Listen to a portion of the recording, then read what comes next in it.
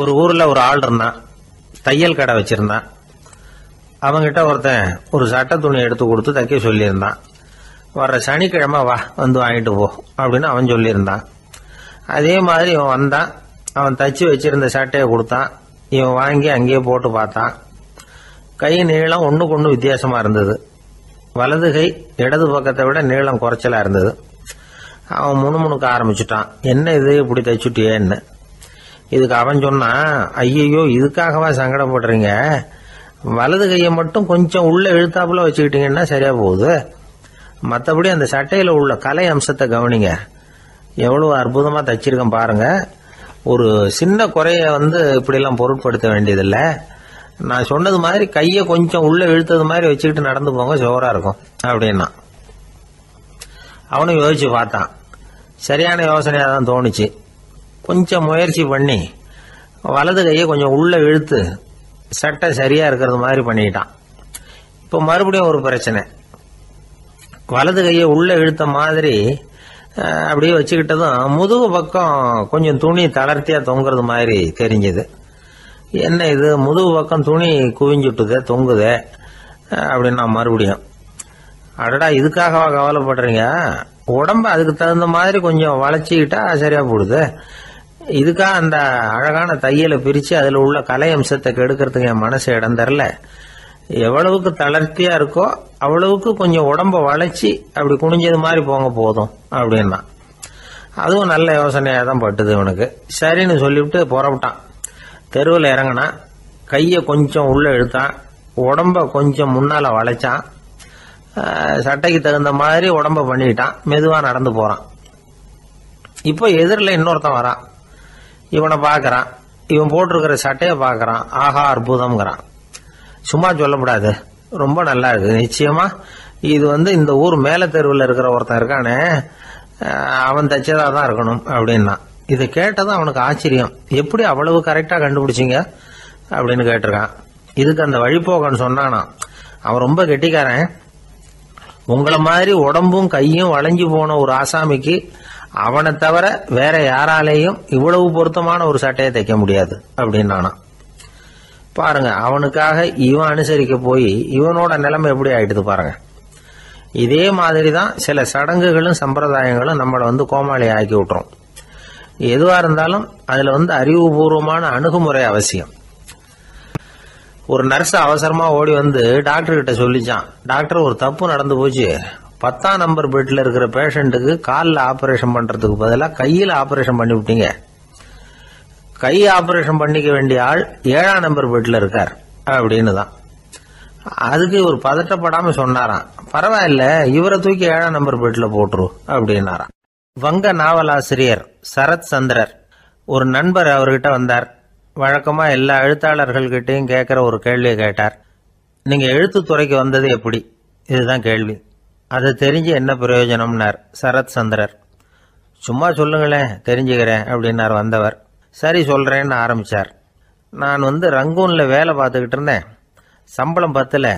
வேலையும் பார்த்துக்கிட்டு ஒரு பலசரக்கு கடை வைக்கலாம்னு நினைச்சேன். என்னால் மளிகை கடை வச்சு சரியாக நடத்த முடியுமாங்கிற சந்தேகம் என் மனைவிக்கு. அதை சோதனை பண்ணி பார்க்கணுங்கிறதுக்காக சில பொருள்களின் அளவு, அதோட விலை, இப்படி சிலதை சொல்லி எல்லாத்தையும் மனக்கணக்காக கூட்டி போட சொன்னாங்க. என்னால் சரியாக கூட்டி சொல்ல முடியல. உங்களால் மளிகை கடை நடத்த முடியாதுன்னு சொல்லிவிட்டாங்க. உடனே என்ன பண்ணுறது, வேற வழி இல்லை, கதை எழுத ஆரம்பிச்சிட்டேன் அப்படின்னார். கேட்டவருக்கு சிரிப்பு வந்துட்டு தான். சரத் சந்திரர் ஒரு பக்கம் சீரியஸான நாவல்கள் சிறுகதைகள் எழுதியிருந்தாலும் அவருடைய இன்னொரு பக்கம் வேற விதம். நண்பர்கள் கிட்ட பேசும்பொழுதும் சரி, அவர்களுக்கு கடிதங்கள் எழுதும் போதும் சரி, கேலியும் கிண்டலும் நகைச்சுவை உணர்வும் அதிகமா இருக்கும். காந்திஜி ஒரு சமயம் கல்கத்தாவுக்கு வந்திருந்தார். தேசபக்தர்கள் பல பேர் அவர்கிட்ட பேசிக்கிட்டு இருந்தாங்க. அப்போ சரத் சந்திரரும் அங்க இருந்தார். கிரண் சங்கர் ராய் அப்படிங்கிறவரும் அங்க இருந்தார். அவர் சொன்னாராம், காந்திஜியோட பழகிய முதல் வங்காளி நான் தான்.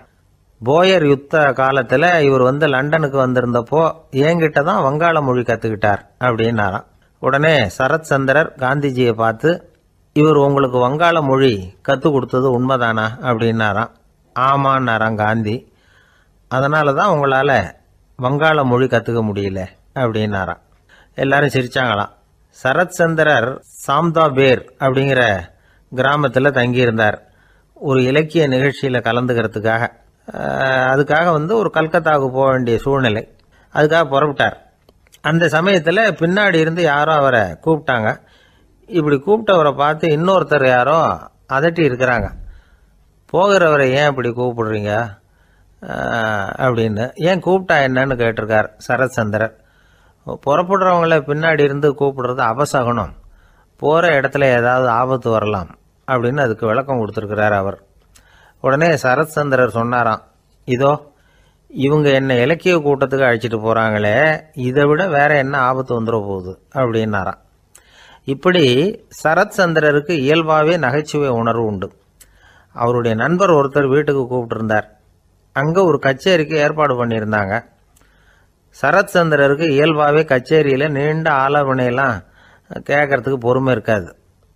அதனால் மெதுவாக பாட போகிறவர் எப்படி அப்படின்னு கேட்டிருக்கார். அவருக்கு ரொம்ப நல்லா பாட தெரியும் அப்படின்னு சொல்லியிருக்கிறாங்க. அதுக்கு சரத்சந்திரர், பாட தெரியுங்கிறது சரி, பாட்டை நிறுத்த தெரியுமா அதை சொல்லுங்க முதல்ல அப்படின்னாராம். ஒரு நாள் ராமர் அரசவையில் உட்கார்ந்துருக்கிறார். ராமராஜ்யம் நடந்துகிட்டு இருந்த நேரம். அந்த சமயத்தில் ஒரு நாய் அரச சபைக்கு வந்துதான். அது தலையில் அடிபட்டு ரத்தம்.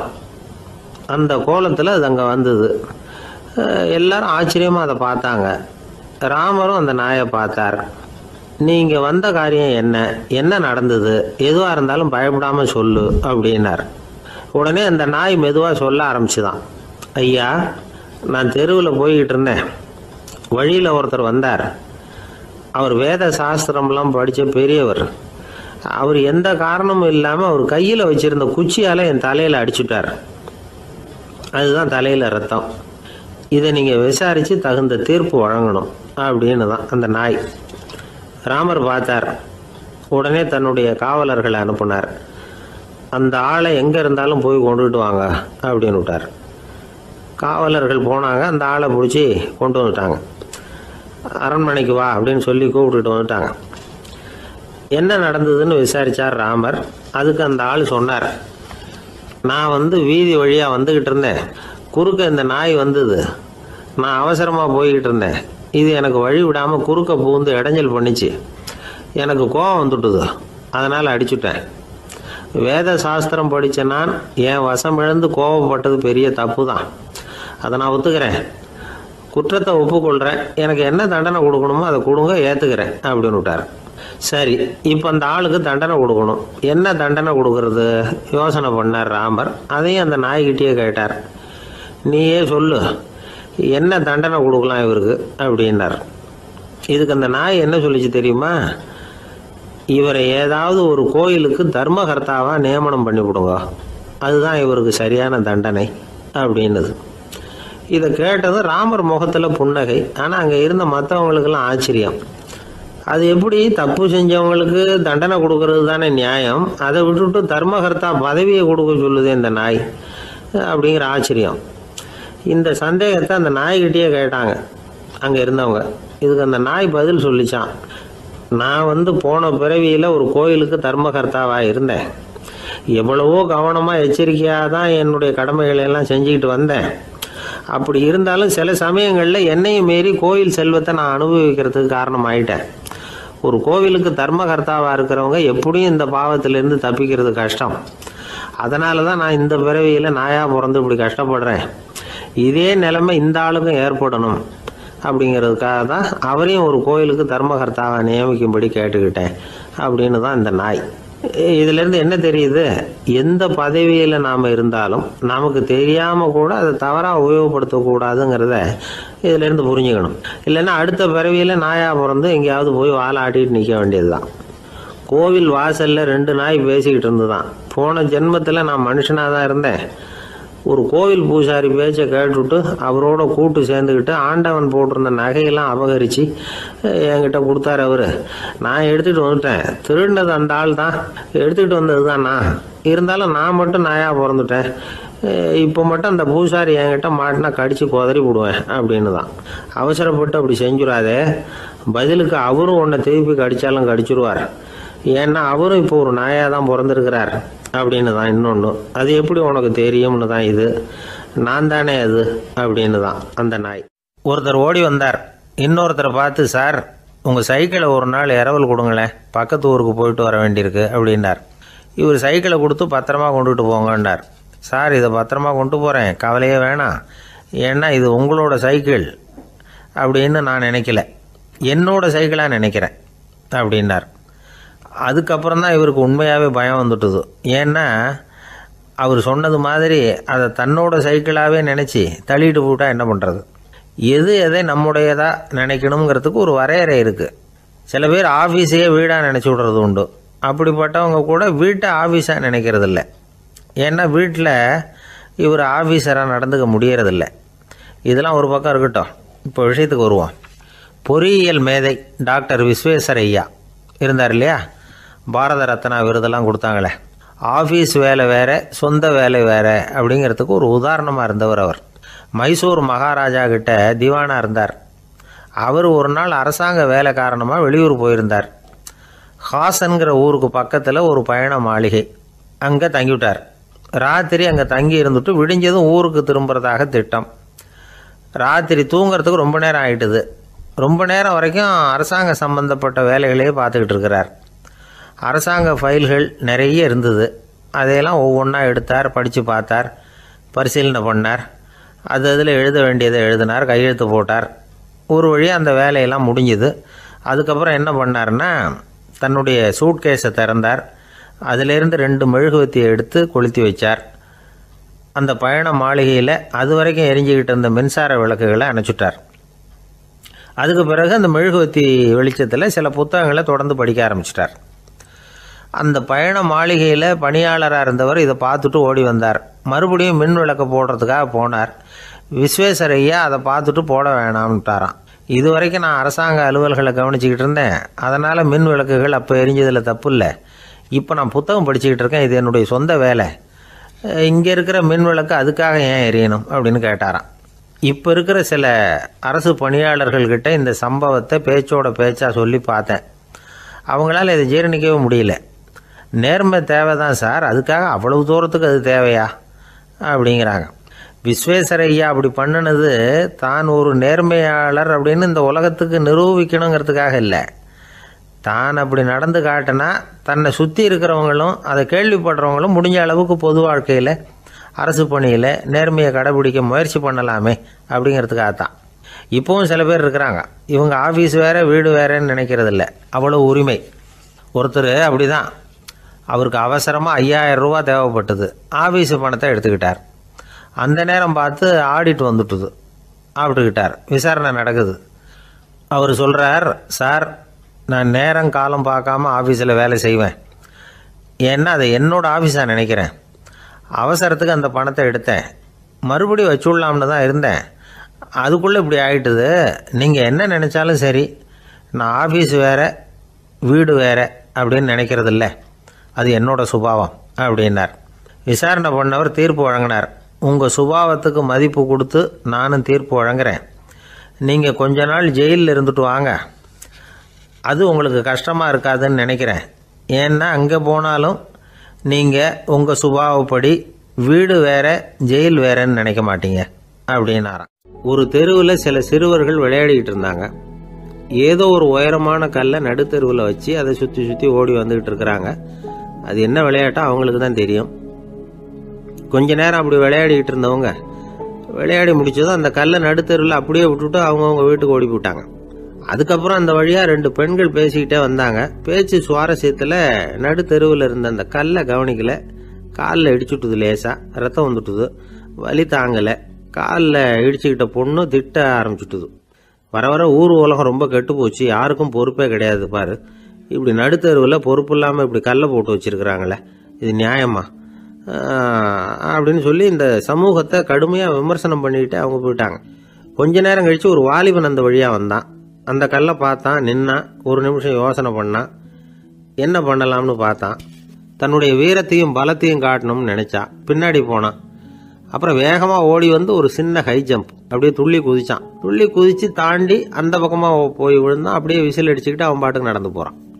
அடுத்தபடியாக ஒரு காதல் ஜோடி அந்த வழியாக வந்தது. நடுத்தெருவில் கண்ணில் பட்டது. அவங்க 2 பேரும் ரொம்ப நெருக்கமாக சேர்ந்து வந்துக்கிட்டு இருக்கிறாங்க.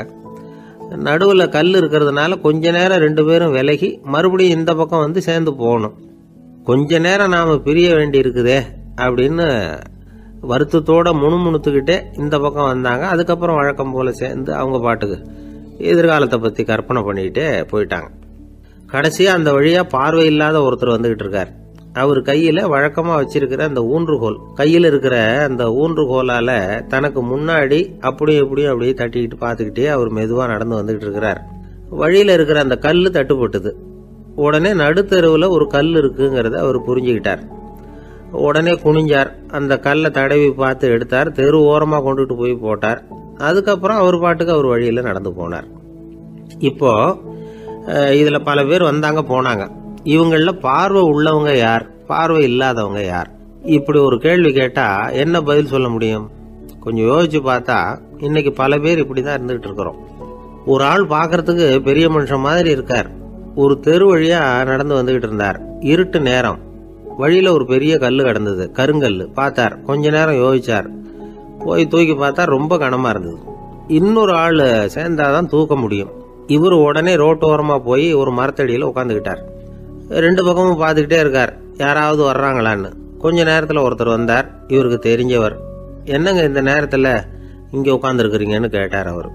அதோ அந்த கருங்கல் அப்படின்னு சுட்டி காட்டினார். ஓ, அதை தூக்கி ஓரமாக போடணுமா? வாங்க 2 பேரும் தூக்கலான்னார் வந்தவர். நான் அதுக்காக உட்காந்துருக்கலேன்னார் இவர். பின்ன வேற எதுக்காகன்னார் அவர். ஒரு மனுஷன் கருங்கல்லில் காலை இடிச்சுக்கிட்டான்னா எப்படி துள்ளுவான்னு பார்க்கணுங்கிறது எனக்கு ரொம்ப நாளாக ஒரு ஆசை. அதுக்காக தான் உட்காந்துருக்கிறேன் அப்படின்னார். ஒரு ரயில் போய்கிட்டு இருக்கு. அதில் ஒரு பெரியவர் பிரயாணம் பண்ணிட்டு இருக்கிறார். எதிரில் ஒரு பெரிய அதிகாரி, IAS ஆஃபீஸர் உட்காந்துருக்கிறார். 2 பேருக்கும் முன்ன பின்ன அறிமுகம் இல்லை. அவர் வேற யாரோ, இவர் வேற யாரோ. ஒரே ரயிலில் பிரயாணம் பண்ணிட்டு இருக்கிறாங்க. அதுவும் எதிர்த்த இருக்கையில். ஏதோ ஒரு நகரத்தில் வண்டி நின்றுது.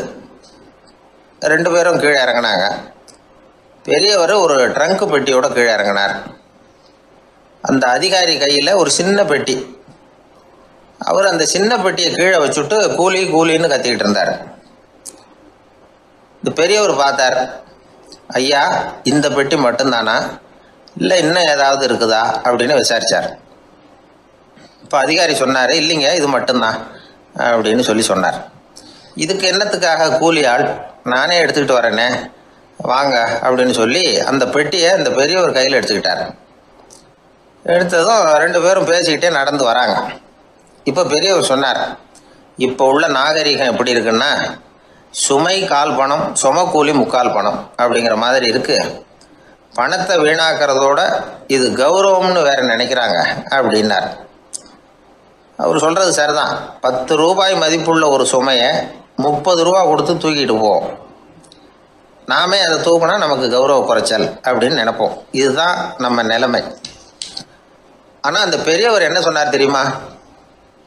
நீங்கள் எங்கே போகணுமோ அது வரைக்கும் நானே இதை எடுத்துகிட்டு வரேன் அப்படின்னார். அந்த அதிகாரி பக்கத்தில் உள்ள ஒரு ஹோட்டல் வரைக்கும் போனார். பெரியவரும் அங்கே கொண்டுட்டு போய் பெட்டியை வச்சார்.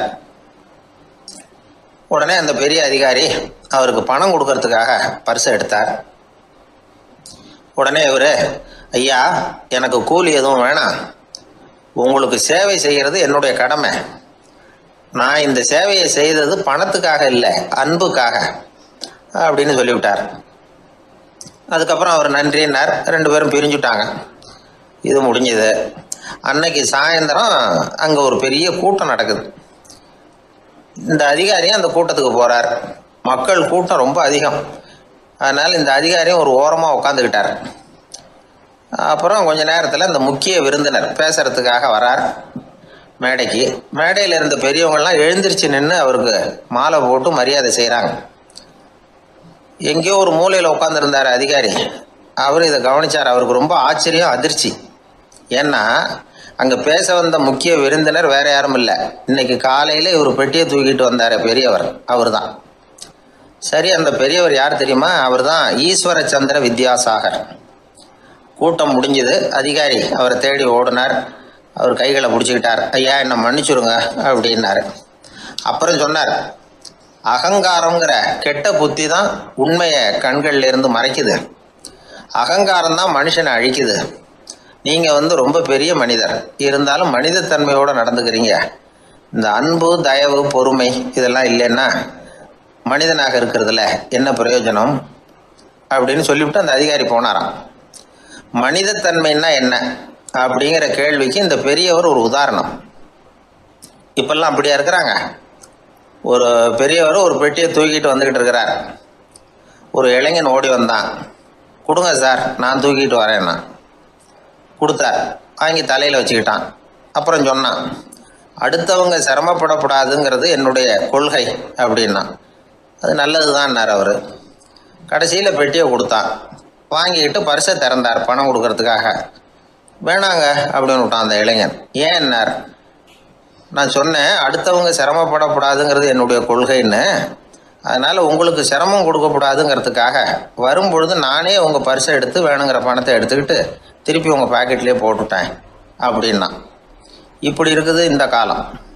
அதனால் வாழ்க்கையில் அன்பு, தயவு, பொறுமை இதெல்லாம் ரொம்ப அவசியம் அப்படிங்கிறத நாம் புரிஞ்சுக்கணும். ஒரு விஞ்ஞானி இருந்தார். அவர் பேர் என்னன்னா ஹோ, இதுதான் அவர் பேர். ஒரு ஊசியை கண்டுபிடிக்கணும், அதுக்காக அவர் ரொம்ப காலமா தலையை பிச்சுக்கிட்டு ஆராய்ச்சி பண்ணிட்டு இருந்தார். அது என்ன ஊசி தெரியுமா? இந்த தையல் மிஷின்ல இருக்குல்ல, அந்த ஊசி தான். அவருக்கு பிடிபடாம இருந்த விஷயம் என்னன்னா, அந்த ஊசியோட கூர்மையான பாகத்துல நூலை எப்படி கோக்கிறது, அது எப்படி சேர்க்கறது. அதுல மற்ற ஒரு பாகம் மிஷினுக்கு உள்ள போயிடுது. அதனால அந்த பாகத்துல சாதாரணமா மற்ற ஊசியில நாம செய்யறது மாதிரி நூலை கொண்டு போய் நுழைக்க முடியாது. அப்படியே நுழைச்சாலும் தைக்கிறது எப்படி, அது முடியாத காரியம். இதுதான் அவருக்கு இருந்த பிரச்சனை. ரொம்ப நாள் யோசனை பண்ணி பார்த்தார். தையல் மிஷின் ஊசியோட வடிவ அமைப்பு அவருக்கு புலப்படல. ராத்திரி பகலா அதே ஞாபகமா இருந்தார். ஒரு நாள் அவர் தூங்கிட்டு இருக்கிறார். அப்போ ஒரு கனவு வந்தது. எப்படின்னா, அந்த கனவுல அவரை ஒரு மலைஜாதி மக்கள் புடிச்சிட்டு போயிடுறாங்க. கொண்டுட்டு போய் ஒரு இடத்துல கட்டி போட்டுடுறாங்க. அந்த மலைஜாதி மக்களோட அரசன் ஒருத்தன் அவன் வர்றான். அவரை பார்த்து ஒரு உத்தரவு போடுறான். என்ன உத்தரவு தெரியுமா? பொழுது சாயறதுக்குள்ள நீ தையல் மிஷின் ஊசியை கண்டுபிடிக்கணும். அப்படி கண்டுபிடிக்கலன்னா உன் தலையை வெட்டி விடுவோம். இதுதான் அந்த அரசன் போட்ட கட்டளை. இவருக்கு என்ன பண்றதுன்னு ஒண்ணுமே புரியல. திருதுன்னு முழிக்கிறார். இந்த நேரத்துல அந்த மலைஜாதியினர் அவரை சுத்தி சுத்தி பயங்கரமா முழிச்சுக்கிட்டு டான்ஸ் ஆடுறாங்க. தன்னை சுத்தி சுத்தி ஆடிக்கிட்டு வர்றவங்கள ரொம்ப பயத்தோட அவர் பாக்குறார். நேரம் ஆவ ஆவ தன்னோட இறுதி நேரம் நெருங்கிறத உணர்றார். ரொம்ப நெருக்கடியான நிலைமை. தன்னை சுத்தி ஆடுறவங்கள கவனிக்கிறார். அவங்க கைகள்ல ஈட்டி மாதிரி ஏதோ ஒரு ஆயுதம் வச்சிருக்கிறாங்க. அந்த ஆயுதத்தை இவர் கண்ணுக்கு நேரா கொண்டுகிட்டு வராங்க. அதை அவர் பாக்குறார். அந்த ஆயுதத்தின் கூரான முனைய இவர் கூர்ந்து கவனிக்கிறார். அந்த கூரான முனையில ஒரு சின்ன துவாரம் தெரியுது. உடனே அவருக்கு பளிச்சுன்னு ஒரு ஐடியா உதயமாகுது. இதைத்தானே இவ்வளவு காலமும் நான் தேடிக்கிட்டு இருந்தேன். கூரான முனையில ஒரு சின்ன துவாரத்தை போட்டுட்டா அது மூலமா நூலை செலுத்தி மறுமுனைய மிஷின்ல வச்சுடலாமே. தையல் மிஷின் ஊசி ரெடி அப்படின்னு நினைச்சார். திடீர்னு தூக்கம் கலைஞ்சது. உடனே தன்னுடைய தலைமாட்டில் இருந்த குறிப்பு ஏடுல இதை குறிச்சு வச்சுக்கிட்டார். அதுக்கப்புறமா அந்த ஊசியையும் அவர் செஞ்சு முடிச்சார். இது எப்படின்னு நீங்க நினைக்கலாம், ஆனா இது சாத்தியம்தான். முழிச்சுக்கிட்டு இருக்கிறப்போ நமக்கு ஏற்படுற சில பிரச்சனைகளுக்கு கனவுல விடை கிடைக்கிறது உண்டு. அப்படி பல பேருக்கு ஆயிருக்கு. உங்களையும் பல பேருக்கு இது மாதிரி அனுபவம் ஏற்பட்டிருக்கலாம். எந்த ஒரு செயலை பத்தி நினைக்கிறப்பவும் அந்த செயல் நம்ம நினைவுல ஒரு நல்ல வடிவம் பெறுது. ஒரு செயல் திட்டத்தை எந்த அளவுக்கு நாம நல்ல யோசனை செஞ்சு திட்டம் போடுறோமோ அந்த அளவுக்கு அதை சுலபமா செஞ்சு முடிக்க முடியும். அந்த விஞ்ஞானி நினைச்ச காரியம் அவர் எண்ணம் பூராவும் ஆக்கிரமிச்சது. அதனால அவர் நினைச்சது கனவுல உருவாகி அதுக்கு செயல் வடிவம் கிடைச்சிட்டுது. மனிதனோட உள் மனசுக்கு அவ்வளவு ஆற்றல் உண்டு அப்படின்னு சொல்றாங்க. தூக்கத்தை ஆக்கபூர்வமா உபயோகப்படுத்துறது எப்படி அப்படிங்கறத பத்தி எல்லாம் இப்ப நிறைய ஆராய்ச்சி பண்றாங்களாம். பயிற்சி எல்லாம் வேற கொடுக்கறாங்களாம். அதனால தூக்கத்தை பத்தி லேசா நினைச்சுடாதீங்க. நமக்கு வேண்டியப்பட்ட ஒருத்தர், அவருக்கு தூக்கத்துல நடக்கிற வியாதி, அதுக்காக மருந்து சாப்பிட்டுக்கிட்டு இருந்தார். ஒரு நாள் அவரை பார்த்து கேட்டோம், ஏங்க உங்க தூக்கத்துல நடக்கிற வியாதிக்கு மருந்து சாப்பிட்டீங்களே, ஏதாவது முன்னேற்றம், ஏதாவது இம்ப்ரூவ்மெண்ட் தெரியுதா அப்படின்னு கேட்டோம். தெரியுதுன்னார். எப்படின்னோ அதுக்கு அவர் சொல்றாரு, முன்னாடி எல்லாம் தூக்கத்துல ஒரு 10 அடி தூரம் நடப்பேன், இப்போலாம் ஒரு 40 அடி வரைக்கும் நடக்கிறேன் அப்படின்னு. ஒரு நாள் ஒரு 10-15 பள்ளிக்கூடத்து பிள்ளைங்க தேடிட்டு வந்தாங்க. உங்களை பார்த்துட்டு தான் போகணும், அதுக்காக தான் வந்திருக்கோம்னாங்க. என்ன விஷயம்னு கேட்டோம். நாங்கள்லாம் கூடி ஒரு முடிவு பண்ணியிருக்கிறோம், அதை உங்ககிட்ட சொல்லணும் அப்படின்னாங்க. அதுவும் ஒரு வாண்டு பையன் அதை சொன்னான். என்ன முடிவு அது அப்படின்னு கேட்டோம் ரொம்ப ஆர்வமாக. அதை இப்போ சொல்ல மாட்டோம், எங்களுக்கு பிடிக்கிற மாதிரி ஏதாவது ஒரு தகவல் சொன்னால் அதுக்கப்புறம் நாங்கள் அதை சொல்கிறோம் அப்படின்னா அந்த வாண்டு பையன். சரி, சின்ன பையன்கிட்ட இன்றைக்கி வசமாக மாட்டிக்கிட்டோம் அப்படின்னு நினச்சிக்கிட்டு அவங்களுக்கு தகுந்த மாதிரி ஒரு கதை சொல்ல ஆரம்பித்தோம். அது என்ன கதைன்னா, ஒரு பெரிய காடு, அதில் பலவிதமான மிருகங்கள். அந்த காட்டுக்கு ஒரு சிங்கம் தான் ராஜா. எப்பவும் காட்டுக்கு அது தானே ராஜா. ஒரு பெரிய யானைக்கு இது பொறுக்கலை. என்ன இது, எப்போ பார்த்தாலும் இங்கே சிங்கத்துக்கே ராஜா பதவி கிடைக்குது, நான்லாம் எவ்வளவு பலசாலியாக இருக்கிறேன், அப்படி இருந்தும் எனக்கு அந்த பதவி கிடைக்கலையே அப்படின்னு தனக்குள்ளே பொறுமிக்கிட்டே இருந்தது. ராஜா பதவியை நினச்சி ரொம்ப ஏக்கம், அதுக்கு பதவி மோகம். இந்த சமயம் பார்த்து ஒரு குள்ள நரி கூட்டம் அதை தேடிட்டு வந்தது. ஐயா பெரியவங்களே, நீங்கள் இந்த காட்டுக்கு ராஜாவாக இருக்க ஆசைப்படுறீங்க, அதில் ஒன்றும் தப்பு இல்லை. ஆனால் அதுக்கு முன்னாடி நீங்கள் எங்கள் கூட்டத்துக்கு கொஞ்ச நாள் தலைவராக இருங்க, அதாவது ராஜாவாக இருங்களேன், உங்களுக்கும் ஒரு ட்ரைனிங் கிடைச்சது மாதிரி இருக்கும் அப்படின்னு சொல்லியிருக்குது இந்த கூட்டம், குள்ள நெறி கூட்டம். இதை கேட்ட உடனே யானைக்கு ரொம்ப சந்தோஷம் தாங்கலை. அதுதான் எப்போன்னு பதவிக்காக காத்துக்கிட்டு இருக்குதே. இருந்தாலும் கொஞ்சம் பிகுவோட, சரி நீங்கள்லாம் இவ்வளோ தூரம் என்னை தேடிட்டு வந்து கேட்கறதுனால மறுக்க முடியல அப்படின்னு ரொம்ப ஏதோ அவளுக்கு சிரமப்பட்டு ஒத்துக்கிறது மாதிரி ஒத்துக்கிட்டது. ஏதோ உங்கள் ஆசைக்கு கட்டுப்படுறேன், கொஞ்ச நாள் உங்கள் கூட்டத்துக்கு ராஜாவாக இருக்கிறதுக்கு சம்மதிக்கிறேன் அப்படின்னுது. உடனே அந்த யானை ராஜ நட போட ஆரம்பிச்சிட்டுது. யானை சாதாரணமாக நடந்தாவே எப்படி இருக்குங்கிறது நமக்கு தெரியும். அதுவே ராஜ நடந்தால் எப்படி இருக்கும் கற்பனை பண்ணி பாருங்கள். யானை முன்னாடி கம்பீரமாக போய்கிட்டு இருக்குது, தலைவர் இல்லையா, அதனால் குள்ள நரிகள்லாம் ரொம்ப அடக்கமாக அது பின்னாடி அணிவகுத்து போயிட்டு இருக்குது. ராஜா வாழ்க, மன்னர் வாழ்க அப்படின்னு கோஷம் வேற. யானைக்கு தலைகால் புரியல, அவ்வளவு சந்தோஷம். அந்த யானைக்கு செருக்கு ஆணவம் எல்லாம் ஏற்பட்டு போச்சு. அதுக்கப்புறம் அது தரையை பார்க்குமா, நிமிர்ந்து நடக்க ஆரம்பிச்சுட்டுது. தரையை பார்க்குறதே இல்லை. அப்படி போயிட்டுருக்கிறப்போ ஒரு சதுப்பு நிலத்தில் திடீர்னு காலை வச்சுட்டுது. அவ்வளோதான், கால் உள்ளே போட்டுது. இன்னொரு காலை எடுத்து வச்சுது, அதுவும் உள்ளே போட்டுது. அந்த 2 காலையும் எடுக்கிறதுக்காக அடுத்த 2 காலையும் அழுத்திச்சு, அதுவும் உள்ளே போக ஆரம்பிச்சுட்டுது. இப்போ 4 காலம் வசமாக சேத்துல அழுந்தி போச்சு, எடுக்க முடியல. குள்ள நரிகள்லாம் அதை சுற்றி வந்தது. சிலது சுற்றி நின்று டான்ஸ் ஆட ஆரம்பிச்சுட்டுது யானையை பார்த்துட்டு. இதை யானை பார்த்தது. என்ன இது தலைவர், நான் தவிச்சுக்கிட்டு இருக்கிறேன், தொண்டர்கள்லாம் சுற்றி நின்று வேடிக்கை பார்த்துக்கிட்டு இருக்கிறீங்க, டான்ஸ் ஆடுறீங்க அப்படின்னு கேட்டுதான். தொண்டர்களே, தலைவர் நான் தவிச்சுக்கிட்டு இருக்கிறது உங்களுக்கு தெரியலையா? இப்போ உடனே உங்கள் தலைவரை காப்பாற்ற வேண்டியது உங்கள் கடமை இல்லையா அப்படின்னு கத்துச்சான் அந்த யானை. குள்ள நரிகளில் ஒன்று முன்னாடி நின்று அந்த யானையை பார்த்து தான், தலைவரே எங்களுக்கு ரொம்ப நாளாக ஒரு ஆசை, அந்த ஆசையை நிறைவேற்றிக்கிறதுக்காகத்தான் உங்களை எங்கள் தலைவராக ஏற்றுக்கிறோம்னு சொன்னோம் அப்படின்னு தான். என்ன ஆசைன்னு கேட்டிருக்கு யானை. யானை கறி சாப்பிட்டு பார்க்கணுங்கிறது எங்களுக்கு ரொம்ப நாளாக ஆசை, அது இன்றைக்கி தான் நிறைவேற போகுது அப்படின்னு தான் அந்த நரி. இதை கேட்ட உடனே அந்த யானை அப்படியே மூர்ச்சி ஆகிட்டு தான். நரிகள்லாம் அது மேலே ஏறி குதற ஆரம்பிச்சுட்டு தான். பதவி மேலே இருந்த பேராசை அந்த பலசாலியான யானையையே மாட்டி விட்டுட்டுது பார்த்தீங்களா அப்படின்னு சொல்லி முடித்தோம் இந்த கதையை அந்த சின்ன பிள்ளைங்கக்கிட்ட. சரிங்க, இப்போ நாங்கள் உங்களை தேடி வந்த விஷயம் என்னங்கிறத சொல்லவா அப்படின்னா ஒரு வாண்டு பையன். சீக்கிரம் சொல்லு தம்பி, சஸ்பென்ஸ் தாங்கலை அப்படின்னோம். அவன் மெதுவாக எங்களை பார்த்து சொல்கிறான், எங்களுக்கு கொஞ்ச நாள் நீங்கள் தலைவராக இருந்தால் தேவலை அப்படின்னா. ஒரு நண்பர் சினிமா படம் தயாரிக்கிறவர், அவர்கிட்ட ஒரு நாள் பேசிக்கிட்டு இருந்தேன். அது எப்படி சார், நீங்கள் எடுக்கிற எந்த படமும் கையை கடிக்காத அளவுக்கு எடுத்துடுறீங்களே, அது எப்படின்னு கேட்டேன். அது ஒன்றும் பெரிய விஷயம் இல்லை சார், பெண்களுக்குன்னு சில உருக்கமான காட்சிகள், இளைஞர்களுக்குன்னு சில நடனங்கள், அடிதடி காட்சிகள், அப்புறம் வயசானவங்களுக்குன்னு சில ஆன்மீக காட்சிகள், சின்ன பிள்ளைங்களுக்கு சிரிப்பு, இப்படி எல்லாமும் சேர்த்து நான் படம் எடுக்கிறேன். மசாலா படம்னு பேர்.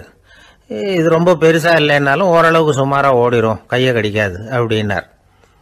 இது ஒரு உத்தி. சில பத்திரிகை ஆசிரியர்களும் இந்த உத்தியை கையாளுறது உண்டு. இந்த உத்திக்கு பார்னம் உத்தி அப்படின்னு பேர், பார்னம் எஃபெக்ட் அப்படின்னு சொல்லுவாங்க. அதாவது ஃபீனியஸ் டி பார்னம் அப்படின்னு ஒருத்தர் அமெரிக்காவில் இருந்தாராம். அதாவது 19ஆம் நூற்றாண்டில் அமெரிக்காவில் கொடிகட்டி பறந்த ஒரு சர்க்கஸ் நிறுவனத்தின் அதிபர் அவர்.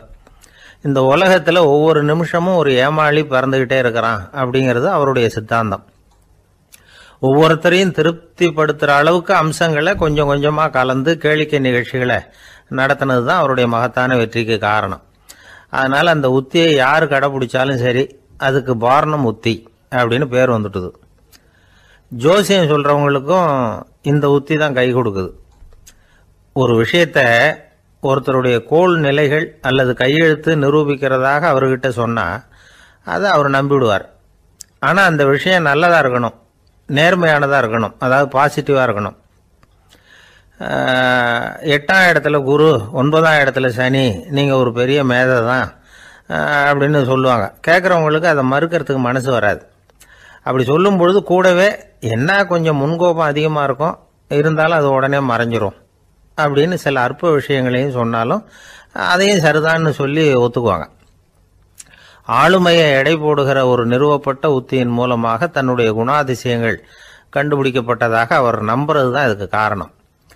இந்த மாதம் பணத்தட்டுப்பாடு கொஞ்சம் இருக்கும், உடம்புல ஏதாவது கொஞ்சம் அசௌகரியம் இருக்கும், வீட்டுக்குள்ளே லேசாக மனஸ்தாபம் வரலாம், இது மாதிரி பொதுப்படையாக சிலதை சொன்னாலே போதும், மக்களை நம்ப வச்சுடலாம். இதெல்லாம் நமக்கு மட்டும்தான் ஏற்படுது அப்படின்னு சொல்லி அவங்க நினைக்கிறது தான் காரணம். இதுதான் பார்னம் உத்திங்கிறது. மனிதர்கள் பாராட்டுக்களை விரும்புகிறதும் விமர்சனங்களை வெறுக்கிறதும் பார்னம் உத்தியின் அடுத்த கூறு. அதனால் ஒருத்தருக்கு ஜோசியம் சொன்னாலும் சரி, அவருடைய ஆளுமையை மதிப்பிடுறதாக இருந்தாலும் சரி, அவரை புகழற மாதிரி இருந்தாலும் சரி, அப்படி இருந்தால் தான் அது சரியாக இருக்கும். சாதகமான விஷயங்களை அதிகமாகவும் பாதகமான விஷயங்களை நாசூக்காகவும் சொன்னால் மக்கள் அதை நம்பிடுவாங்க. ஒருத்தரை கருமின்னு சொன்னால் ஏற்றுக்க மாட்டார். அதையே கொஞ்சம் மாற்றி நீங்கள் கொஞ்சம் சிக்கனமான ஆசாமி அப்படின்னு சொன்னால் நீங்கள் சொல்கிறது சரிதான் சார் அப்படிம்பார். நீங்கள் பெரிய செலவாளி தான், இருந்தாலும் நல்ல விஷயங்களுக்கு தான் செலவழிப்பீங்க அப்படின்னு சொல்லணும். இப்படி இந்த பார்னம் உத்தியை கடைபிடிச்சி இன்னைக்கு வெற்றிகரமாக காலம் தள்ளுறவங்க நிறைய பேர் இருக்கிறாங்க. இந்த உலகத்தில் ஒவ்வொரு நிமிஷமும் ஒரு ஏமாளி பறந்துக்கிட்டே இருக்கிறான் அப்படிங்கிறது தான் ஃபீனியஸ் பார்னம் அவர்களுடைய நம்பிக்கை. அதை விட அடுத்தவங்களை ஏமாளியாக நினைக்கிற மனுஷர்கள் தான் இன்னைக்கு உலகத்தில் ரொம்ப அதிகம்.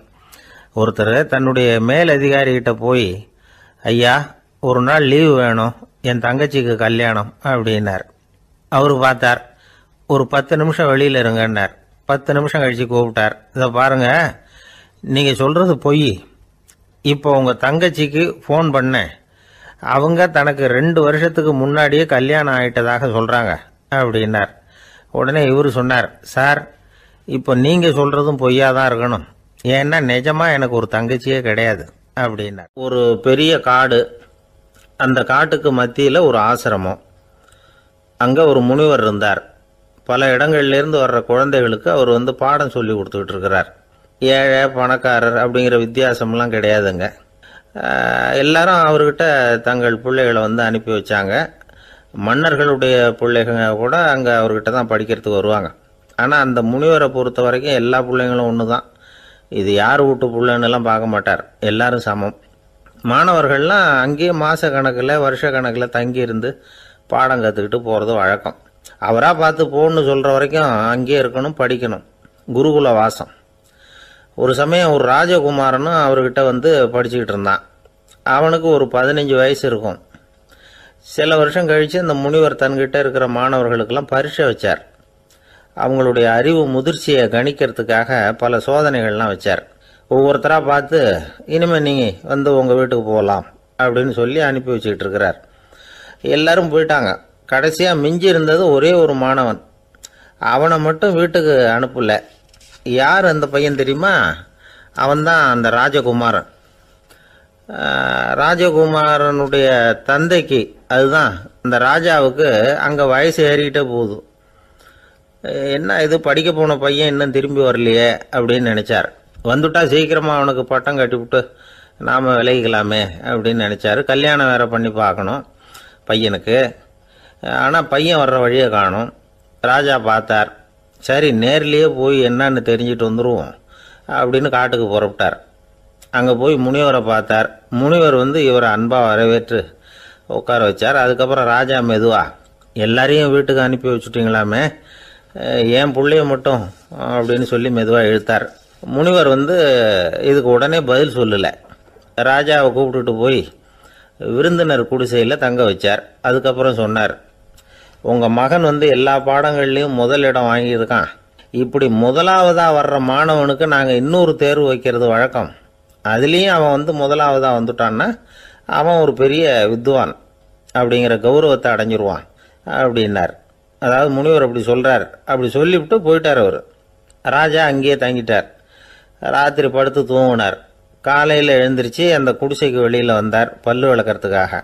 அந்த சமயத்தில் தூரத்தில் ஒருத்தன் ஒரு கையில் கோடாலியை வச்சுக்கிட்டு தலையில் ஒரு பெரிய விறகு கட்டை சுமந்துக்கிட்டு வந்துக்கிட்டு இருக்கிறது மாதிரி தெரிஞ்சது. யாராவது விறகு வெட்டியாக இருக்கும் அப்படின்னு நினைச்சார் ராஜா. கிட்ட வந்ததும் உத்து பார்க்குறாரு. பார்த்தா அது தன்னோட புள்ள. திகைச்சு போயிட்டார். என்ன இது, ஒரு ராஜகுமாரனை கூட இது மாதிரி வேலையெல்லாம் செய்ய சொல்கிறாங்களே அப்படின்னு நினைச்சார். ராஜகுமாரன் விறகு கட்டை கொண்டுகிட்டு போய் கொல்லை பக்கம் வச்சான். அந்த சமயம் முனிவர் அங்கே வந்தார். என்ன மகனே, விறகு வெட்டிட்டு வந்துட்டியா? சரி, இப்போ ஒரு துடைப்பத்தை எடுத்துக்கோ, விருந்தினர் குடிசையின் வாசல் பக்கத்தை கூட்டி பெருக்கி சுத்தம் பண்ணு போ அப்படின்னார். அப்படியே செய்கிறேன் குருவே அப்படின்னு சொல்லிவிட்டு போனான். சுத்தம் பண்ண ஆரம்பிச்சிட்டான். ராஜா பார்த்தார் இதை. உடனே ஓடியாந்தார். மகனே, என்ன காரியம் பண்ணுற? துடைப்பத்தை கீழே போடுனார். இப்போ அந்த ராஜகுமாரன் சொல்கிறான், தந்தையே, இது என்னுடைய குருதேவரோட உத்தரவு. இங்கே நான் ஒரு மாணவன். இங்கே அரசனும் ஒன்று தான், ஆண்டியும் ஒன்று தான். குருதேவர் சொல்கிறத மறுக்காமல் செய்கிறது தான் எங்கள் கடமை அப்படின்னா. இந்த சமயம் முனிவர் அங்கே வந்தார். இவனை முதுகில் தட்டி கொடுத்தார். அப்புறம் ராஜா கிட்ட சொன்னார், அரசே, உங்கள் புள்ள எங்கள் கடைசி தேர்வுலையும் வெற்றி பெற்றுட்டான். பணிவு தான் மாணவர்களின் மிக உயர்ந்த குணம். குருநாதர் சொல்றது மனசுக்கு பிடிக்கலன்னா கூட மறுக்காம செய்யணும். அப்படி செய்யறதுனால எதை செய்யலாம் எதை செய்யக்கூடாது அப்படிங்கிற விவேகம் அவங்களுக்கு வந்துடும். செய்யக்கூடாததை கூட பெரியவங்க சொல்லிவிட்டா செஞ்சுதான் ஆகணும் அப்படிங்கிற பணிவு அவங்களுக்கு வந்துடும். இந்த குணம் வந்துட்டுதுன்னா அவங்க எத்தனை கடினமான வேலையாக இருந்தால் கூட ரொம்ப சுலபமாக செஞ்சு முடிச்சிருவாங்க. தூக்கத்திலேயும் அப்புறம் துக்கத்திலேயும் தோண்டு போட மாட்டாங்க. இந்த பணிவும் விவேகமும் அவங்கக்கிட்ட மன உறுதியை ஏற்படுத்தும். அந்த உறுதி உங்கள் பையனுக்கு வந்தாச்சு. இனிமேல் அவனை நீங்கள் அழைச்சிட்டு போகலாம். அவன் நிச்சயமாக பேரும் புகழும் பெறுவான் அப்படின்னார். ராஜா அவரை பார்த்து, குருதேவா, புரிஞ்சுக்கிட்டேன், என்னை மன்னிக்கணும் அப்படின்னாரு. அதுக்கப்புறம் மகனை அழைச்சிக்கிட்டு நாட்டுக்கு திரும்பி வந்துட்டார். இந்த கதையை இன்று ஒரு தகவலில் சொல்லுங்க சார், உங்கள் நிகழ்ச்சியில் சொல்லுங்க சார் அப்படின்னு சொல்லி மாணவர்கள் கேட்டால் பணிவாக இருக்கிறது எப்படி அப்படிங்கிறத புரிஞ்சுக்குவாங்க அப்படின்னு சொன்னார் ஒருத்தர். சரி சொல்லுவோம், அதுக்கு முன்னாடி நேர்லேயே ஒரு பையன்கிட்ட சொல்லி பார்க்கலாமே அப்படின்னு தோணுச்சு. உடனே ஒரு பையனை கூப்பிட்டோம். ஏன்பா, உங்கள் வாத்தியார் உனக்கு இது மாதிரி ஒரு பரீட்சை வச்சா என்ன பண்ணுவேன் அப்படின்னு கேட்டோம். நானும் அப்படி தான் சார் நடந்துக்குவேன், விறகு வெட்டுவேன், தொடப்பத்தினால கூட்டி சுத்தம் பண்ணுவேன், உடனே செஞ்சு முடிச்சிருவேன் சார் அப்படின்னா. பலே பரவாயில்லையே அப்படின்னோம். ஆமாம் சார், அப்படி செஞ்சால் தானே வீட்டுக்கு அனுப்புவார், இல்லைன்னா இன்னொரு வருஷம் இங்கேயே இருந்து படின்னு சொல்லி விடுவார், அதனால் அப்படி செய்வேன் அப்படிங்கிறான் அந்த பையன். வாழ்க்கையில் ரொம்பவும் அடிபட்டு அல்லல் போட்டுக்கிட்டு இருக்கிற ஒருத்தர் வந்தார். மனசு ரொம்பவும் நொந்து போய் பேசினார். இந்த உலகத்தில் மனுஷனாக பிறந்ததை விட மாடாக பிறந்திருக்கலாம் சார் அப்படின்னார். திடீர்னு என்கிட்ட இப்படி சொன்னால் அதுக்கு நான் என்னங்க பண்ண முடியும் அப்படின்னேன். உங்ககிட்ட வரணும்னு தோணுச்சு, அதனால் வந்தேன் அப்படின்னார். சரிங்க, இப்படி ஒரு யோசனை வந்ததுக்கு என்ன காரணம் அப்படின்னு சொல்லி அவர்கிட்ட கேட்டேன். அதுக்கு அவர் சொன்னார், என் பையனுக்கு வேலை தேடுறேன் கிடைக்கல, பொண்ணுக்கு மாப்பிள்ளை தேடுறேன் கிடைக்கல, வீடு கட்டுறதுக்கு கடன் கேட்குறேன் கிடைக்கல, மாடாக பிறந்திருந்தா இது மாதிரி கவலையெல்லாம் கிடையாதுல்ல, பேசாமல் வைக்கோலை தின்னுக்கிட்டு அசை போட்டுக்கிட்டே கடந்து விடலாமே அப்படின்னார் அலட்சியமாக. அதுக்கப்புறம் தான் அவர் சொன்ன கருத்தை நானும் கொஞ்சம் அசை போட ஆரம்பித்தேன் மனசுக்குள்ளே. இப்போது இயற்கையை பொறுத்த வரைக்கும் அது நாம் எல்லாரும் மகிழ்ச்சியாக வாழணும் அப்படின்னு தான் விரும்புது. விலங்குகள், பறவைகள், தாவரங்கள், அப்புறம் மற்ற உயிரினங்கள் எல்லாமும் நல்லபடியாக இருக்கணும் அப்படிங்கிறது தான் இயற்கையோட விருப்பம். அதில் ஒன்றும் சந்தேகம் இல்லை. இயற்கையோட அமைப்பை கொஞ்சம் கவனித்து பார்த்தா அதை நாம் நல்லா புரிஞ்சுக்கலாம். இருந்தாலும் இந்த ஆள் சொன்னதை கேட்ட பிறகுதான் ஒரு முக்கியமான வேறுபாடு புரிஞ்சுது. அதாவது இந்த உலகத்தில் உள்ள முக்கியமான பிரச்சனைகள் 6. அந்த 6 பிரச்சனைகளும் ஆடு மாடுகளுக்கு கிடையாது, மரம் செடி கொடிகளுக்கு கிடையாது. ஆனால் மனுஷன் அந்த 6 பிரச்சனைகளையும் சந்திக்க வேண்டியிருக்கு. சரி, அந்த 6 பிரச்சனைகள் என்னென்ன தெரியுமா? முதல்ல இந்த ஆடு மாடுலாம் நமக்குன்னு சொந்தமாக ஒரு வீடு இல்லையே அப்படின்னு கவலைப்பட்டுக்கிட்டு இருக்கிறதில்ல. ஆனால் மனிதனுக்கு வீடு தேவைப்படுது. இது ஒரு வித்தியாசம்.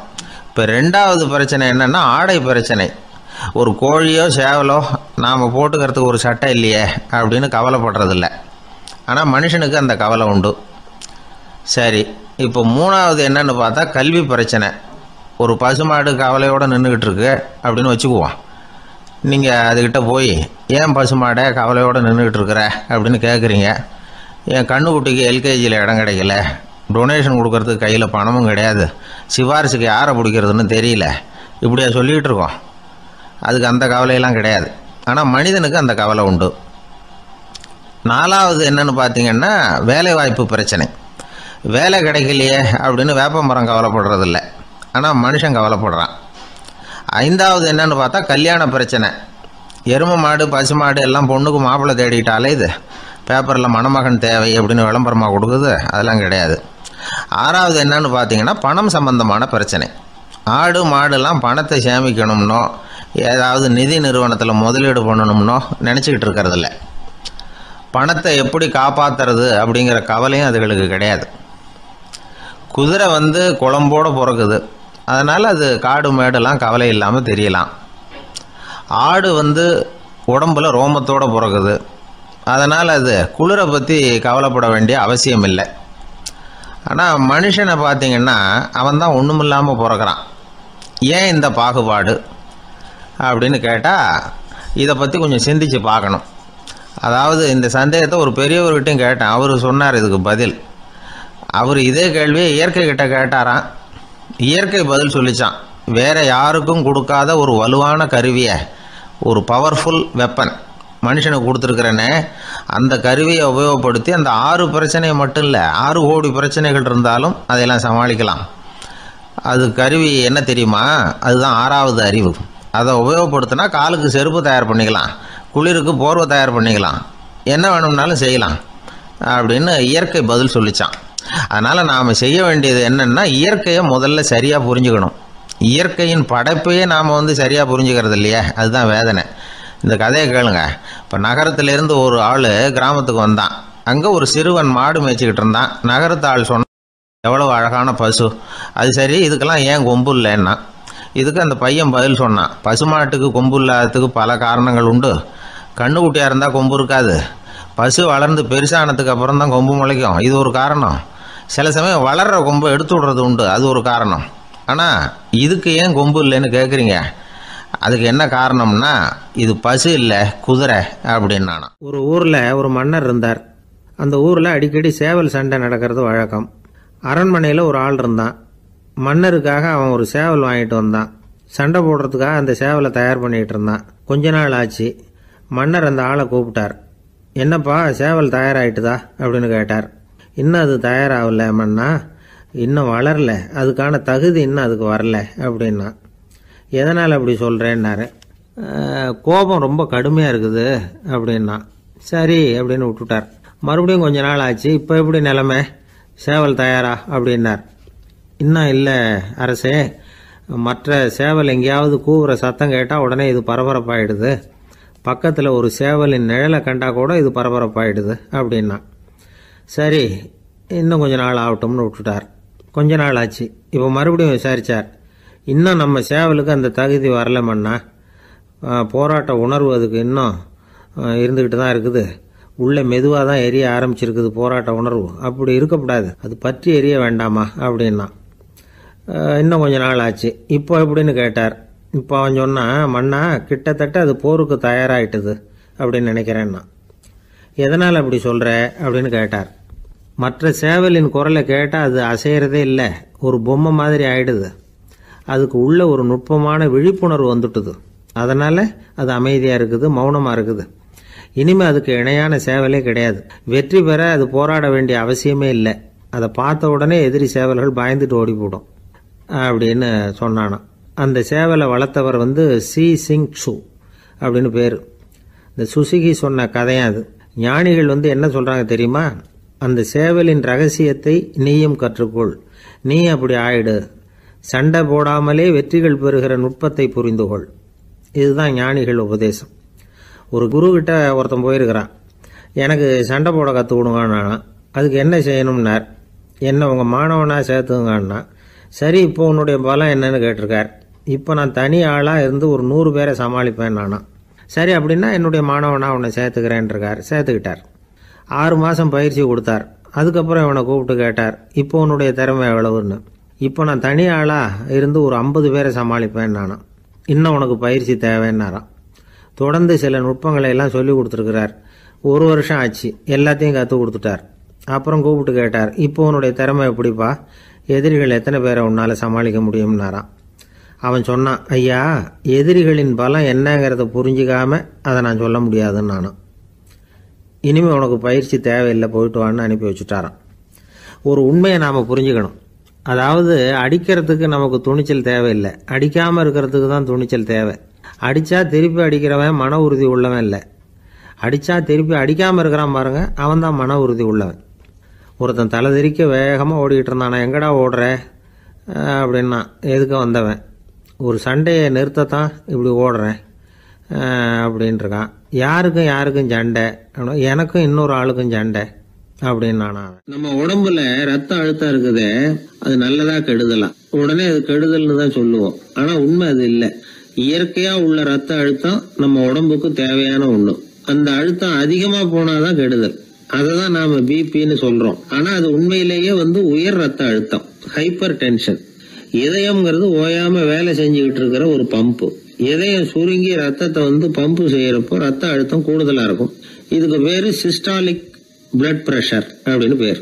இதயம் விரிந்த நிலைக்கு திரும்புறப்போ ரத்த அழுத்தமும் குறையுது. இதுக்கு பேரு டயஸ்டாலிக் பிளட் பிரஷர் அப்படின்னு பேர். இப்படி இது மாறி மாறி இருக்கும். இந்த பிபி 140 90 இப்படின்லாம் சொல்றாங்கல்ல, இதுதான். சீரா இருக்க வேண்டிய ரத்த அழுத்தம் ஒரு அளவுக்கு மேல அதிகரிச்சுட்டா ஆபத்து ஆரம்பம்னு அர்த்தம். சரி, இந்த உயர் ரத்த அழுத்தம் உண்டாகிறதுக்கு என்ன காரணம்? இதனாலதான் இது வருதுன்னு ஒரு காரணத்தை குறிப்பிட்டு சொல்ல முடியாது. ஆனா வம்சாவளி காரணம், ரொம்ப டென்ஷனான சூழ்நிலையில வேலை செய்யறது, உடம்பு குண்டா இருக்கிறது, இதெல்லாம் இந்த ஹை பிபிக்கு துணை செய்யுது. அப்படிதான் எடுத்துக்க வேண்டியிருக்குது. இது கிருமியினால ஏற்படுற வியாதி இல்லை, உடம்புல ஏற்படுற ஒரு பழுது, அவ்வளவுதான். 40 வயசுக்கு மேலதான் பொதுவா இது பாதிக்கும். அதெல்லாம் சரி, ஒருத்தருக்கு உயர் ரத்த அழுத்தம் இருக்குது, அதை கட்டுப்படுத்துறதுக்கு வழி ஏதாவது உண்டா அப்படின்னா உண்டு. மருந்து கொடுத்தும் சரி பண்ணலாம். மருந்து இல்லாத சிகிச்சை முறைகளும் இருக்குது. இப்ப மருந்து சாப்பிடுறதுன்னா டாக்டர் கிட்ட போயிடலாம். அதுக்கு இப்ப சுமாரா 30 விதமான மருந்துகள் இருக்குதான். மருந்தோட உடல் கட்டுப்பாடும் மனக்கட்டுப்பாடும் சேர்ந்ததுன்னா ரொம்ப விசேஷம். அது இருக்கட்டும், மருந்து இல்லாம நாம செய்ய வேண்டியது என்ன, அதை தெரிஞ்சுக்குவோம். முதல்ல சீரான உடற்பயிற்சி, வாக்கிங் ரொம்ப நல்லது.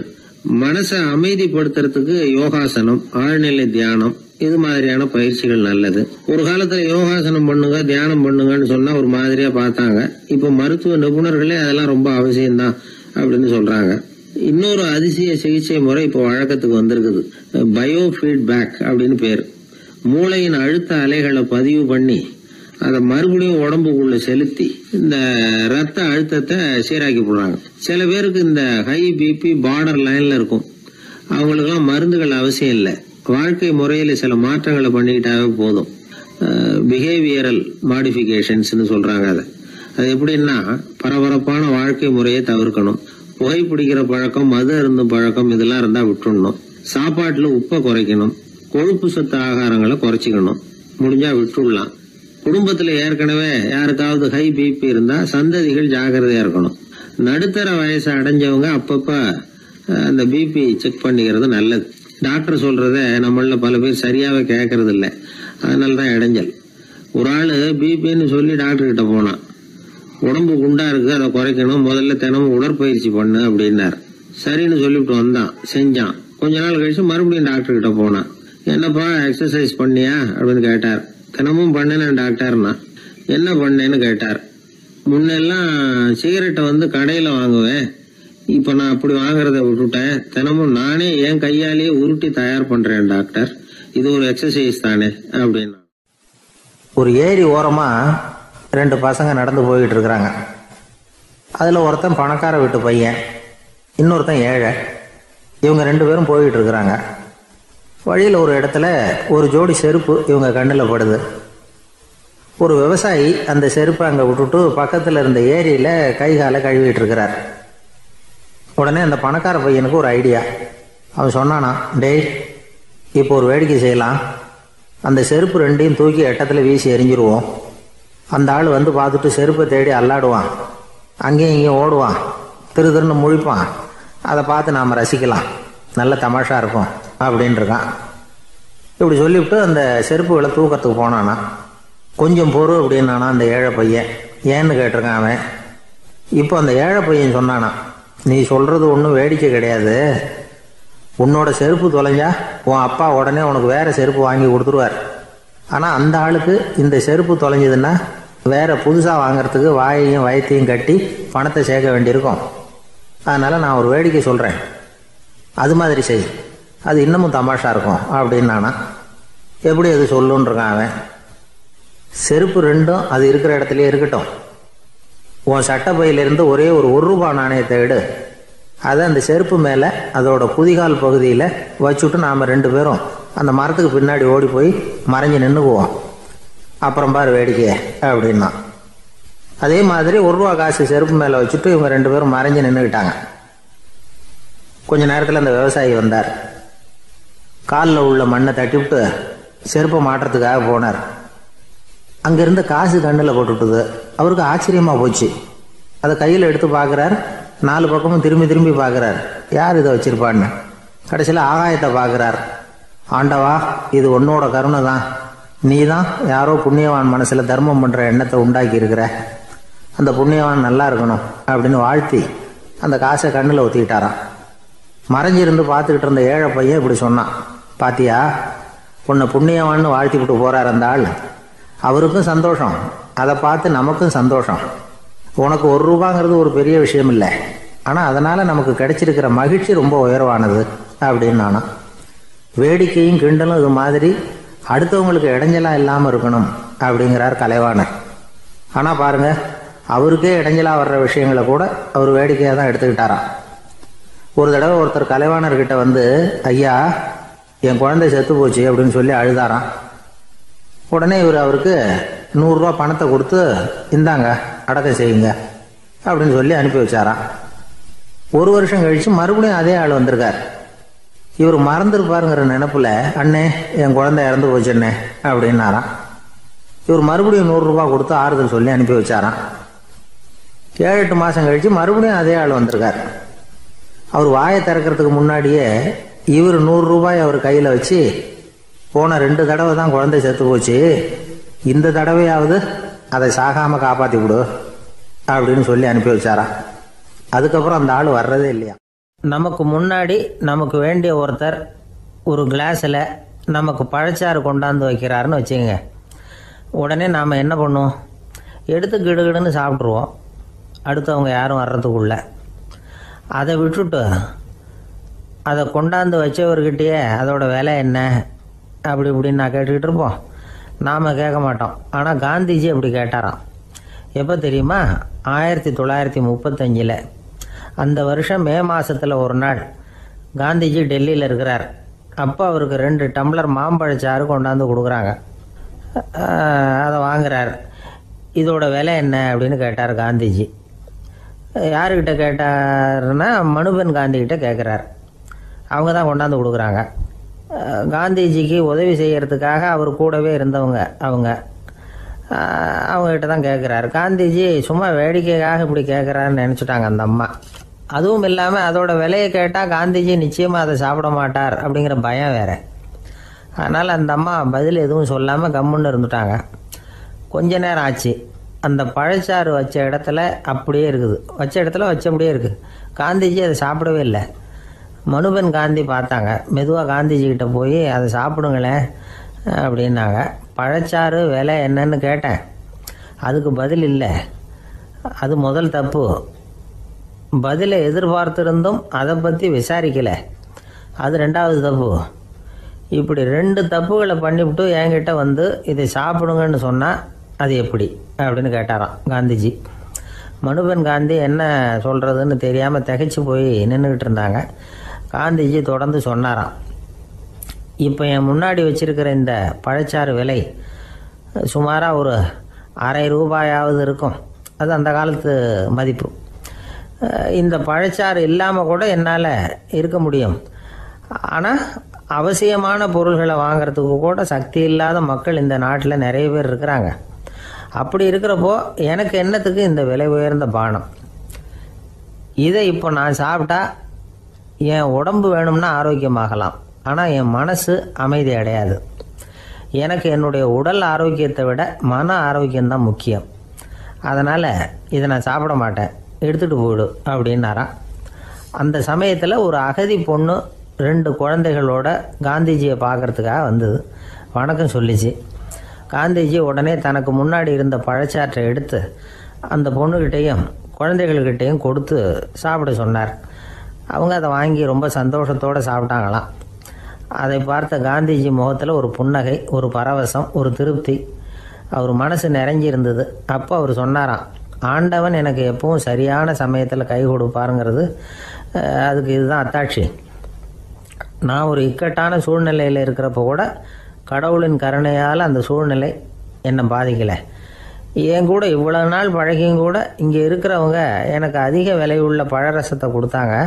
ஆனால் சரியான நேரத்தில் அதை சாப்பிட வேண்டியவங்களை என்கிட்ட அனுப்பி வச்சு என்னை சந்தோஷப்படுத்தினார் கடவுள். அவருக்கு நன்றி அப்படின்னாராம் மகாத்மா காந்தி. உடல் ஆரோக்கியத்தை விட மன ஆரோக்கியம்தான் எனக்கு முக்கியம்னு சொன்னார் பாருங்க. அதை நாம் எல்லாரும் மனப்பூர்வமாக இன்றைக்கி சிந்திச்சு பார்க்கணும். இந்த காலத்தில் எல்லாரும் அப்படியா நினைக்கிறாங்க? எனக்கு தெரிஞ்ச ஒருத்தர் இருந்தார். தினமும் காலையில் ஒரு காபி சாப்பிட உட்கார்ற நேரத்தில் பக்கத்து வீட்டுக்காரர் வந்து சேருவார் கரெக்டாக. உடனே அவரும் தனக்குன்னு வந்திருக்கிற காப்பியை எடுத்து மனப்பூர்வமாக பக்கத்து வீட்டுக்காரர்கிட்ட கொடுத்துருவார். அதுக்கப்புறம் அவருக்காக வேறு காப்பி போட்டு கொண்டாந்து கொடுத்தாலும் வேண்டான்னு சொல்லிடுவார். ஆண்டவனாக பார்த்து சரியான நேரத்தில் அவரை எங்கள் வீட்டுக்கு தினமும் அனுப்பி வைக்கிறார் அப்படிம்பார். ஏன் அப்படி சொல்கிறீங்க அப்படின்னு கேட்டோம் ஒரு நாள். அதுக்கு அவர் சொல்கிறார், எனக்கு என்னோட உடல் ஆரோக்கியம்தான் முக்கியம். இதை கடவுள் புரிஞ்சுக்கிட்டு எங்கள் வீட்டு காப்பியை சாப்பிட்றதுக்கு தினமும் அடுத்த வீட்டுக்காரனை அனுப்பி வைக்கிறார் அப்படின்னார் அவர். ஒரு கடற்கரை ஓரம், அங்கே ஒரு சின்ன கிராமம். அந்த கிராமத்தில் ஒரு சின்ன பள்ளிக்கூடம். கடற்கரை ஓரத்தில் உள்ள ஒரு விடுதியில் ஓய்வுக்காக ஒருத்தர் வந்து தங்கியிருக்கிறார். பள்ளிக்கூடத்தில் ஏதோ விழா நடக்கிறது மாதிரி தெரிஞ்சுது. உடனே அவர் அந்த பக்கமாக வந்தார். இங்கே என்ன நடக்குதுன்னு விசாரித்தார். பள்ளி ஆண்டு விழா நடக்குதுன்னாங்க. உடனே போனார். கண்காட்சி ஒன்று வச்சுருந்தாங்க. உள்ளே போய் பார்த்தார். பள்ளிக்கூடத்தில் படிக்கிற மாணவர்களே சொந்தமாக தயார் பண்ண பொருள்களை காட்சிக்கு வச்சுருக்கிறாங்க. அந்த ஊர் மக்கள்லாம் அதை கூட்டம் கூட்டமாக போய் பார்த்துக்கிட்டு இருக்கிறாங்க. இவரும் ஆர்வமாக அதையெல்லாம் பார்த்துக்கிட்டே போகிறார். ஒரு இடத்துல ஒரு சின்ன ரயில் செஞ்சு வச்சுருந்தாங்க, மாணவர்களே தயார் பண்ணது. மின்சாரத்தால் அது ஓடுறது மாதிரி பண்ணி வச்சுருந்தாங்க. அதில் ஒரு சின்ன பொத்தான் இருக்கும். அது அமுக்குனா ரயில் ஓடும், சுற்றி சுற்றி வரும். மாணவர்கள் எதிரில் நின்று அதுக்கு விளக்கம் கொடுத்துக்கிட்டு இருக்கிறாங்க. இவர் அதை கவனித்தார். ரயில் ஓடுறத பார்த்தார். அங்கே நின்றுக்கிட்டு இருந்த மாணவர்கள்கிட்ட விளையாட்டாக கேட்டார், ஏப்பா இந்த ரயில் எதனால் ஓடுது அப்படின்னு கேட்டார் இவர். சக்தியினால் ஓடுது அப்படின்னாங்க மாணவர்கள். அது என்ன சக்தின்னு கேட்டார். அதுக்கு பேர் மின்சாரம் அப்படின்னாங்க. சரி, நீங்கள் மின்சாரத்தை பார்த்துருக்குறீங்களா அப்படின்னார். நாங்கள் பார்த்தது இல்லைங்க, ஆனால் இதை செய்யறதுக்கு எங்களுக்கு உதவி பண்ண ஆசிரியர் ஒரு பட்டதாரி, ஒரு காலம் அவர் பார்த்துருக்கலாம் அப்படின்னாங்க. அவர் எங்கே இருக்காருன்னு கேட்டார். இதோ அழைச்சிட்டு வர்றோம்னு ஓடினாங்க. அவரை அழைச்சிட்டு வந்தாங்க. அவர்கிட்ட ஒரு பெரியவர் கேட்டார், மின்சாரத்தை நீங்கள் பார்த்துருக்குறீங்களா அப்படின்னு. மின்சாரத்தை பார்க்குறதாவது நான் பார்த்ததே இல்லை. நான் பார்த்தது அது செயல்படுற விதத்தை தான். அது விளக்கை வந்து எரிய வைக்குது, ரயிலை ஓட வைக்குது, இது மாதிரி எத்தனையோ எந்திரங்களை வந்து செயல்பட வைக்குது. ஆனால் உண்மையிலேயே அது என்னன்னு எனக்கு தெரியாது. ஒருவேளை இந்த பள்ளிக்கூடத்து தலைமை ஆசிரியருக்கு தெரிஞ்சிருக்கலாம், ஏன்னா அவர் ஒரு மேல்நிலை பட்டதாரி அப்படின்னாராம் அவர். சரின்னு போய் தலைமை ஆசிரியரை கூப்பிட்டுக்கிட்டு வந்தாங்க. அவர்கிட்டையும் இதே கேள்வி கேட்டாராம் அவர். மன்னிக்கணும், இந்த கேள்வியை இதுவரைக்கும் யாரும் என்கிட்ட கேட்டதில்லை. சக்தியை யாரும் பார்க்க முடியாது, ஆனால் அது செயல்படும் விதத்தை தான் பார்க்க முடியும் அப்படின்னாராம் அவர். இப்போ இதுவரைக்கும் கேட்டுக்கிட்டு இருந்த பெரியவர் சிரிச்சார். சிரிச்சுட்டு சொன்னாராம், சரி, அதுக்காக ஒன்றும் கவலைப்படாதீங்க, என்னுடைய பெயர் தாமஸ் ஆல்வா எடிசன் அப்படின்னாராம். இதை கேட்டதும் அங்கே இருந்தவங்களுக்கெல்லாம் அதிர்ச்சி, ஆச்சரியம். என்னது, நீங்கள் தானா எடிசன்? நீங்கள் எவ்வளவு மின்சார கருவிகளை உண்டாக்கி இருக்கிறீங்க, நீங்களா இந்த கேள்வியை கேட்டது அப்படின்னாங்களாம். ஆமாம், நான் தான் கேட்குறேன், ஏன்னா நானே மின்சாரத்தை பார்த்தது கிடையாது அப்படின்னாராம் அவர். அன்புங்கிறது இப்படிப்பட்டது தாங்கிறார் ஓஷோ. அன்புங்கிறது நம்ம உடற்கூறு அமைப்பில் இல்லை, அது நம்ம உடம்புல உள்ள